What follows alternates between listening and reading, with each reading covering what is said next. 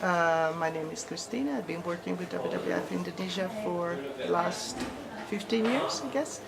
The most outstanding one is probably working together with other groups, and sometimes there are small farmers groups, sometimes there are more organized local level civil society groups, sometimes there are bigger national level advocacy groups working together to make sure that conservation is mainstreamed.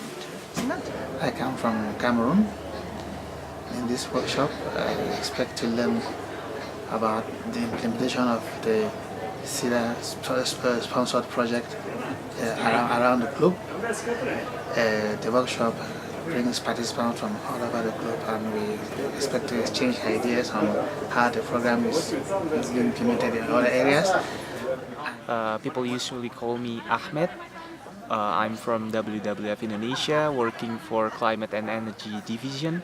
And then I coordinate the program for Ring of Fire, which is a geothermal issue for Indonesia. Hello, my name is Farah.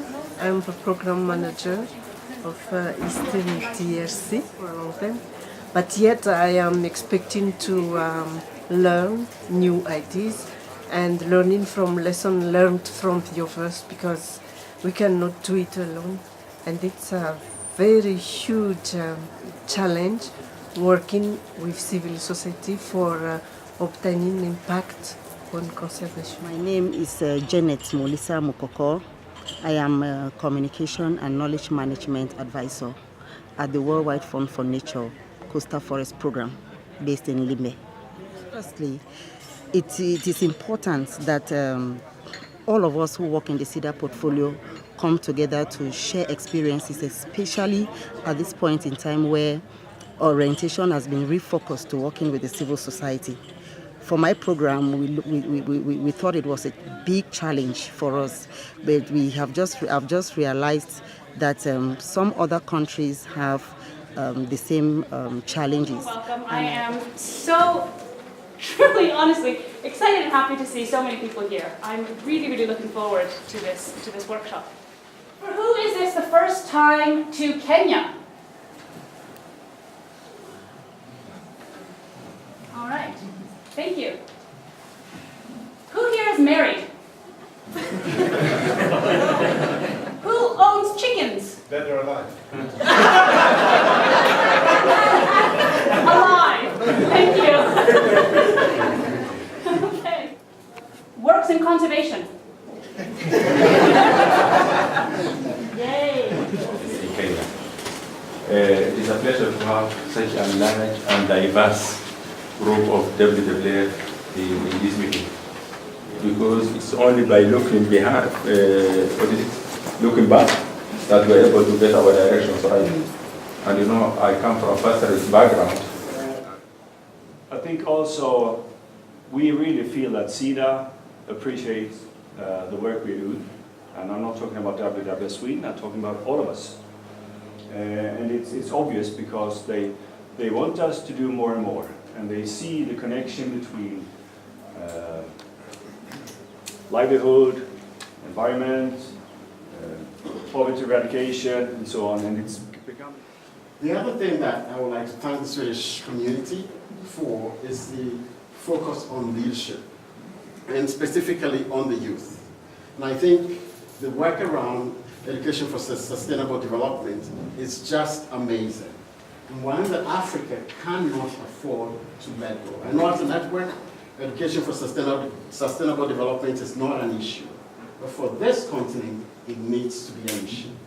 70% of our population are the young people, and those are our future of this continent, and we need to bring them along. You talk of leadership, these are the young people who will be the leaders of the future, and we need to bring them along in this knowledge of maintaining the society alongside the resources that we've been entrusted. Takes decision and how these decisions are made about using and owning and managing natural resources. That's a fundamental key issue. You know, the question is, how can we bring the very useful information and content from the guideline into practice? Felix from Zimbabwe. We discussed the two questions with my colleague.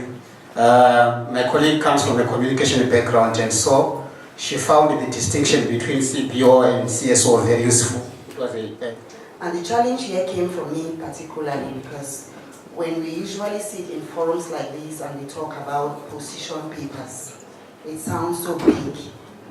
Position papers sound so big, and usually it is discussed in a very high level.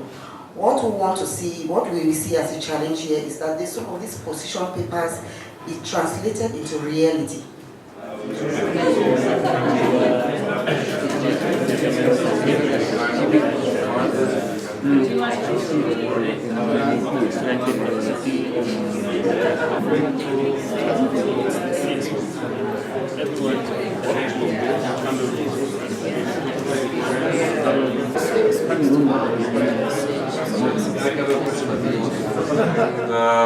What we will be doing, also conservation through the partnership, we will liaise with the civil society in all protected areas that we are working with and in countries per se, so on two different levels. I think it is important that people need time, because if you look at the success in Namibia, the program has been there for 20 years without being interrupted, and you could see good results. Yes, but that's not the main point. The main point is that we do understand and incorporate them ourselves, because it is not something that we want them to do, it's something that we commit to do ourselves, really. So the main point we have in WWF in Laos, and also it's also the first time for the partner. So the partner... That were required to transfer just 40% of the funding to main issues, main points. with ourselves and our structures in terms of funding, especially when we look at how much. How we work and how it affects the impact. One, we do a lot of capacity building, which is good for the CSOs, especially the small ones. Okay. I think what we found in the planning department is it's very rare that we actually pre-plan or involve partners when we have a concept or a project that we are pursuing or proposing on. We're building capacity, coalitions and fora, slightly different, but we're also building their capacity. So we're building that, but also driving their capacity. So what is this capacity strengthening that we're talking about in the ESD villages? We normally train them on how they can be able to establish proper governance structures. We also ensure that when we train them, we also train them on how they can establish small and medium enterprises that have a link to conservation. And then CSOs mean those groups that are outside the government, outside or rather the state, outside business, and outside the family. You're from Southwest? Yeah, have the most. No, Cameroon has the most maybe. This is work, but I don't there is a tribe that has about 50 languages. The moment I walk into the office, it's different. 40 different tribes. Okay. In Tanzania, they are 100. Doesn't have? Yeah, I have counted all this. It's a secret. They say it now. all the waterfalls are sort of.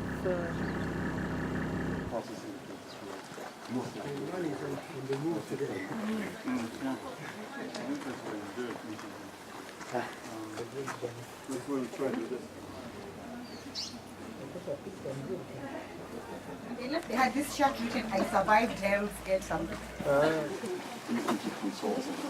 An OD, a change manager, but essentially an OD.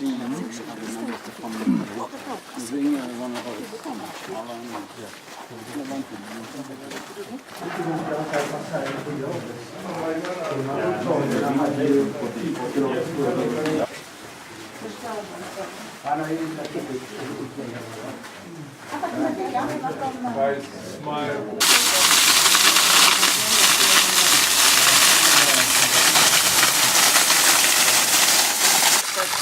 Warmer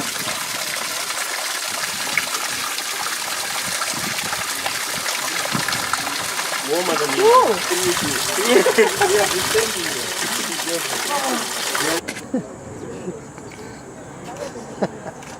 Hello, killer.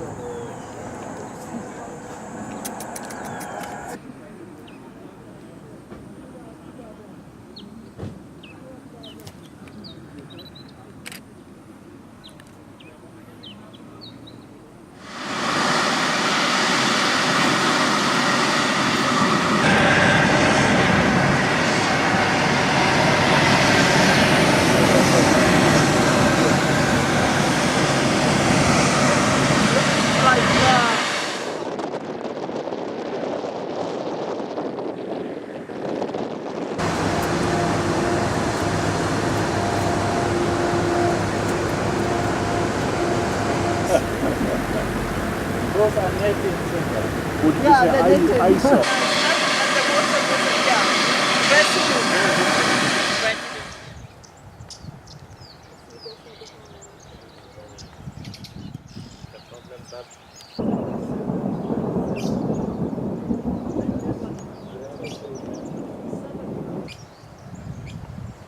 Can you notice the difference between a male and a female? I saw, that's what I said. Yeah. But don't read it. He's choosing. Step forward, depending upon if you want to be in the rain or not, but small step, big step, as you feel. If this fits with your when and with whom I have sex. I can choose when and with whom I have sex. Love relationships at work, school, and in the village. And sorry? And who are you? Doesn't want to say. What? What? Should I read it? You are a rural Mozambican man. Education, primary school. Colombian director of a governmental institute, university degree. I'm married with 3 children. I'm HIV positive. I think you maybe get what we're out after, and that you can feel that life is not equal all the time for all people. Have a very, very quick run through on HRBA. So if I talk too fast, because I only have about 15 minutes, then I will ask some of my colleagues who are here to actually share some of their experience. But basically, this is something that we all understand that we need to understand even better. That conservation is not always good for human rights. It's a country which is emerging from 2 decades of war and armed conflict. We work together with indigenous people to documenting and securing the rights. 2 minutes indigenous conserve area. A group of poor and marginalized people succeed to effectively collaborate with other richer and recognized group. Of that. And it is thanks to these children who transfer these best practices to their homes that we have been able to achieve that type of result, and which shows a link between what we are doing in the schools and our conservation work.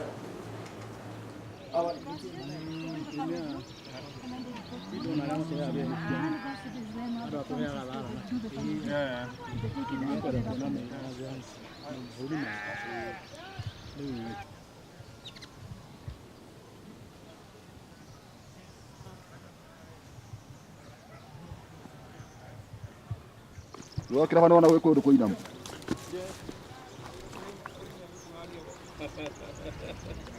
How many members are you in the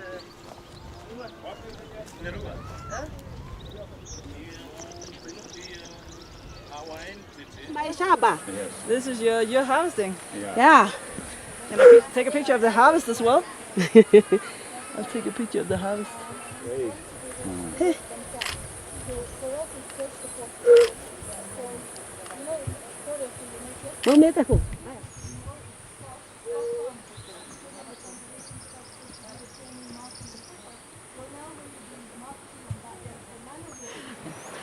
My name is Sunita Sarkar. I'm the program coordinator for the Naivasha landscape for WWF Kenya. We is a PES farm, or a farm that's within the Payment for Ecosystem Services scheme, which was piloted in Naivasha as a market-driven scheme. Tulipita kweli hapana. Tugarie eno. Mugaikoroka. Tugarie eri egi.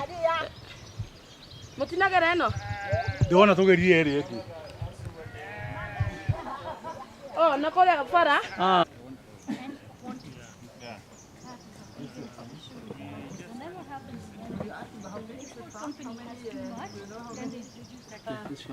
Shamba kunapata gani?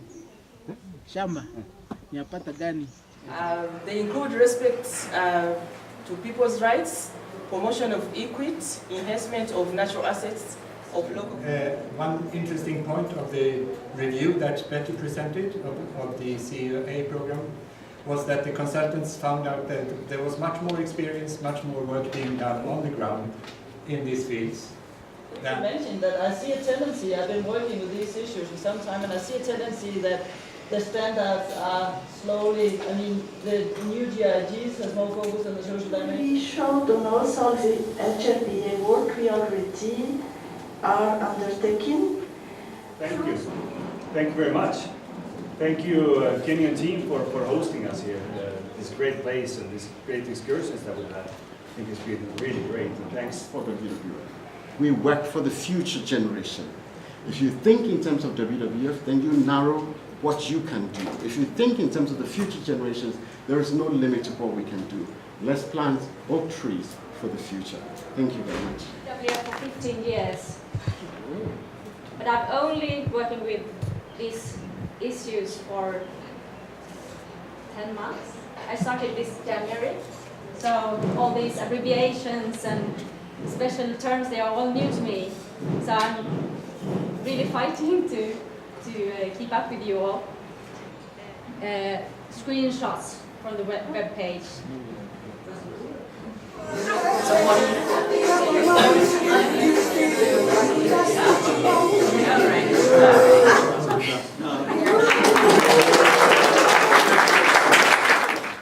But the biggest challenge that, for example, I have had with M&D is because it's like there are two separate M&Ds.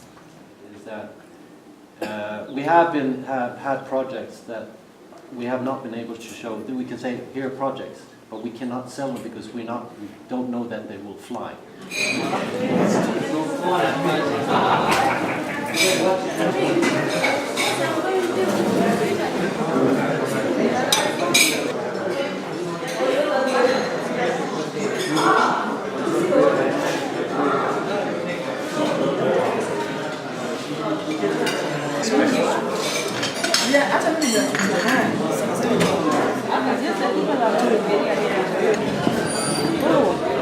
Someone is taking a picture of us. German, it's okay.